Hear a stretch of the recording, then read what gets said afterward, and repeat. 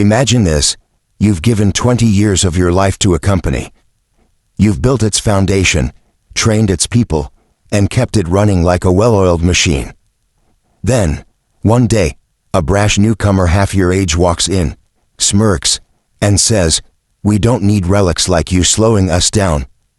You're handed a cardboard box, escorted out, and left wondering if everything you worked for was for nothing.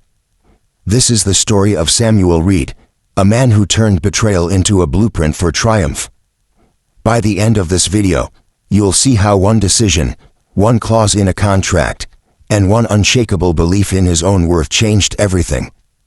Stick around, this isn't just a story, it's a masterclass in resilience. Hit that like button if you've ever been underestimated, and let's dive in. Samuel Reed was 57, the kind of man who didn't need to raise his voice to command respect.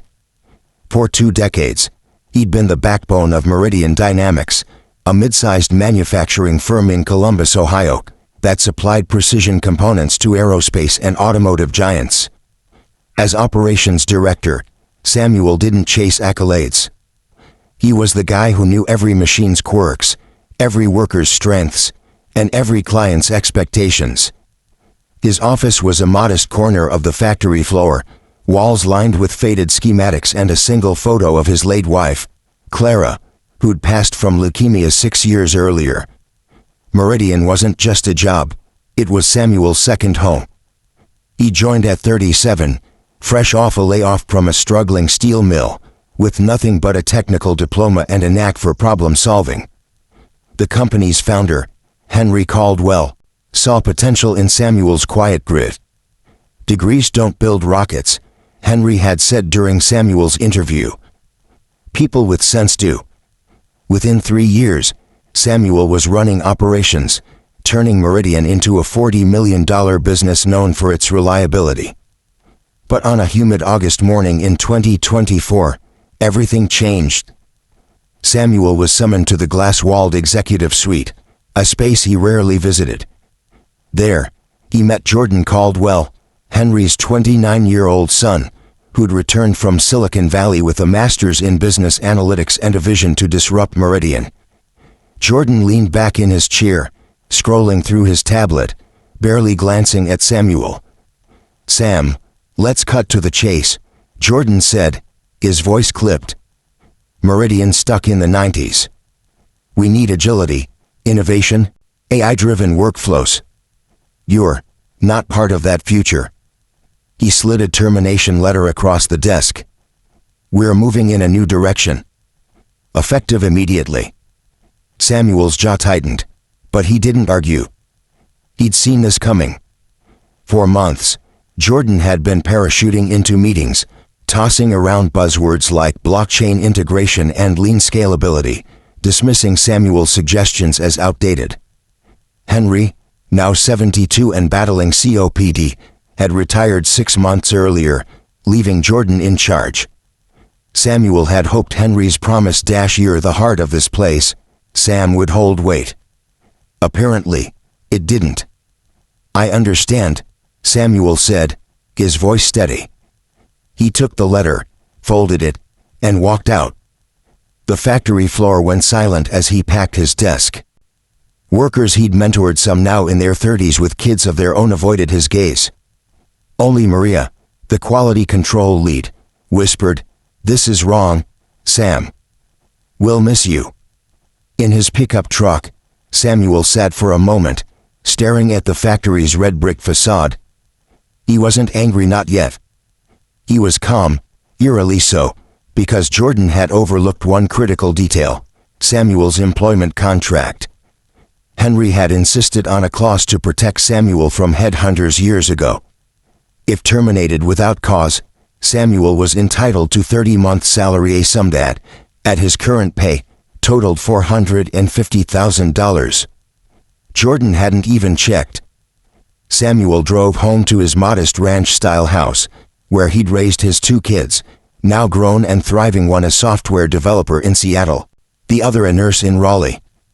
He pulled out his contract and dialed Evelyn Torres, a sharp labor attorney who'd handled cases for Samuel's old union buddies. "This is a slam dunk," Evelyn said, skimming the clause. They'll pay, or we'll bury them in court. The next morning, Samuel sat at his kitchen table, the contract spread out like a battle map. His phone buzzed. It was Henry Caldwell, his voice raspy from illness. Sam, what the hell happened? Jordan said you were obstructing progress. Ask your son, Samuel replied, keeping his tone neutral. He didn't need to elaborate. Henry knew him better than that. I told Jordan to read the contracts. Henry sighed. He fired you, Marcus, and Lena, too. Anyone over 50. Said it was a cultural reset. Samuel's grip tightened on the phone. Marcus, the chief engineer, had designed Meridian's flagship components. Lena, the supply chain manager, could negotiate deals that saved millions. They weren't just employees, they were the company's memory. Is this what you wanted, Henry? Samuel asked. No, Henry said, his voice breaking. But Jordan's in charge now. I can't stop him. The call ended, but Samuel wasn't done. He called Marcus and Lena, then others who'd been let go. Some were devastated, others furious. Check your contracts, Samuel urged. Call Evelyn. Then he made another call, this one to Victor Nguyen, owner of Apex Innovations, a smaller competitor across town. Victor had tried to recruit Samuel for years. Still open to that coffee? Samuel asked. 3 days later, Samuel sat across from Jordan and Meridian's lawyer, a nervous 30-something named Ethan, in a sterile conference room. Evelyn, with her no-nonsense demeanor, laid out the contract's severance clause. $450,000, as stipulated, she said. No documented cause, no negotiation. Jordan scoffed. This is extortion. We're offering 6 months' pay. Take it or leave it. Evelyn smiled thinly. See you in court, then. Discovery will be fun, especially the age discrimination angle. Jordan's bravado faltered. Ethan whispered urgently, but Jordan waved him off. You'll regret this, Sam, he said. No one in this industry will touch you. That's when Henry appeared in the doorway, looking friendlier than Samuel remembered. Jordan, enough, Henry said. Pay the man what he's owed. Jordan's face reddened, but he said nothing. Henry turned to Samuel. I'm sorry, Sam. This isn't how I built Meridian. Samuel nodded. Words weren't needed between them. The severance hit his account a week later, $450,000 after taxes. It was more money than he'd ever seen, but it didn't fill the void. This wasn't about cash, it was about respect, about the years he'd poured into Meridian, about the people he'd trained who were now struggling under Jordan's reckless leadership. At a diner the next day, Samuel met Marcus over coffee. They're making me sign an NDA, Marcus said, stirring his mug. 5 years, can't talk about my own designs. Don't sign yet, Samuel said, sliding a business card across the table. Victor Nguyen, Apex Innovations. He's looking for an engineer. No NDA, just consulting on industry standards. Marcus frowned. Meridian will sue. Not if you're careful, Samuel said. And I'm starting something with Victor. A new division, high-precision components. The stuff Jordan's abandoning. You in? Marcus stared at the card, then pocketed it. What's your angle, Sam? This feels personal. It's about building something better, Samuel said. Something that values what we know. 2 months later, Samuel stood in a renovated warehouse on Columbus's east side, the new home of Apex Precision, a joint venture with Victor Nguyen. The name was Marcus's idea. Precision starts with trust. Victor, a wiry 60-year-old with a knack for spotting talent, had given Samuel full control of the operation. You know this industry better than anyone, Victor said. "Build it your way." Samuel recruited 7 former Meridian employees, all top performers who'd been pushed out or quit under Jordan's regime. Lena joined as logistics director, streamlining supply chains with her trademark efficiency. Jason, a young programmer Samuel had mentored, brought cutting-edge CAD skills. Together, they focused on custom aerospace components, small batch, high-margin work that Meridian had once excelled at but Jordan deemed inefficient. The warehouse hummed with activity. Machines whirred, workers collaborated, and Samuel felt a spark he hadn't known since Clara's death. This wasn't just a job, it was a mission. He wasn't competing with Meridian out of spite, he was proving a point. Experience and innovation weren't enemies. They were allies. Meanwhile, Meridian was unraveling. Lena, who still had contacts inside, sent Samuel a leaked memo: production delays, defective parts, 2 major clients canceling contracts. Jordan had sold off specialized equipment to fund AI software that didn't work. He doubled his own salary while cutting worker bonuses. Morale was in free fall. Samuel didn't gloat. He knew the human cost: families depending on Meridian's stability, people he'd hired and trained. Instead, he reached out to Meridian's biggest client, Global Aerospace, offering Apex Precision Services. "We'll be operational in 45 days, Samuel said. The client's purchasing manager, a no-nonsense woman named Carla, agreed to meet. "If you can deliver what Meridian used to, I'm listening." Then came a call from Henry. "Sam, I need your help," he said, his voice heavy. "Jordan's running Meridian into the ground. He's selling assets, cutting corners. The board's panicking." "Why me?" Samuel asked. "Because you know this company better than anyone," Henry said. "And because I should have fought harder for you." Samuel agreed to meet Henry at his home that evening, bringing Marcus along. The board was there, a mix of old-timers and new investors, all grim-faced. Henry laid it out. Jordan's decisions had cost Meridian $12 million in revenue. Clients were fleeing. The board wanted Jordan out and a new plan to save the company. "What's your proposal?" Samuel asked. "A partnership," Henry said. "Merge Meridian's custom division with Apex Precision. You and Marcus lead it. We stabilize the rest under new management." Samuel hesitated. Apex was his fresh start, untainted by Meridian's chaos. But he thought of the workers still at Meridian, the legacy Henry had built, the pride he'd felt in those early years.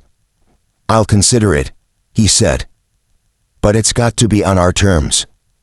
6 months after his firing, Samuel stood in Meridian's conference room, facing a tense all-hands meeting.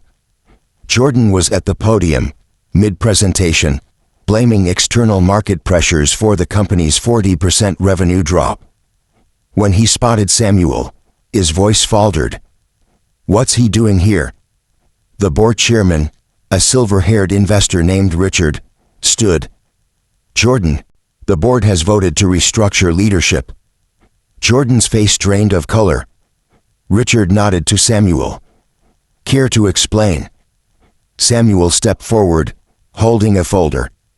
"Effective today, Apex Precision is merging with Meridian's Custom Components division. I'll oversee the transition, with Marcus as technical director. The rest of Meridian will continue under new leadership, reporting to the board." Jordan laughed, a brittle sound. "This is a coup. I'm the CEO." "Not anymore," Henry said, rising slowly. "I hold 60% of the shares. I voted for the merger." Samuel slid the folder to Jordan. "It's business, Jordan. Nothing personal." The merger took effect within weeks. Samuel's team moved into Meridian's expanded facility, blending Apex's agility with Meridian's infrastructure. Workers who'd been demoralized under Jordan came alive under Samuel's leadership. Lena optimized supply chains, Jason rolled out new software, and Marcus patented 2 innovations that won back global aerospace's trust. A year later, Samuel stood on the factory's observation deck, watching the production line hum. Henry joined him, leaning on a cane. "Numbers are in," Henry said, handing over a report. "Profits up 25%. Vest in a decade." Samuel nodded, scanning the data. Employee retention was steady, new contracts were signed, and morale was high. Jordan had resurfaced in California, pitching a tech startup that was already floundering. Henry had offered him a chance to return and learn the business properly, but Jordan hadn't responded. Below, Samuel saw Jason mentoring a new hire, Lena inspecting a shipment, Marcus sketching a design. Old and young, experience and ambition, working in harmony. This was what he'd fought for, not revenge, but a legacy that honored the past while building the future. Samuel Reed's story isn't just about a comeback. It's about what happens when you refuse to let your worth be defined by someone else's short-sightedness. He turned betrayal into opportunity, not by burning bridges, but by building new ones. The lesson? Your experience, your grit, your ability to adapt, those are your superpowers, no matter your age or circumstances. What's your takeaway from Samuel's journey? Have you ever been underestimated or faced a setback that forced you to rebuild? Drop it in the comments. We read everyone. If this story inspired you, smash that like button and share it with someone who needs to hear it. Subscribe and hit the bell for more stories of resilience and triumph. Until next time, keep building your own blueprint.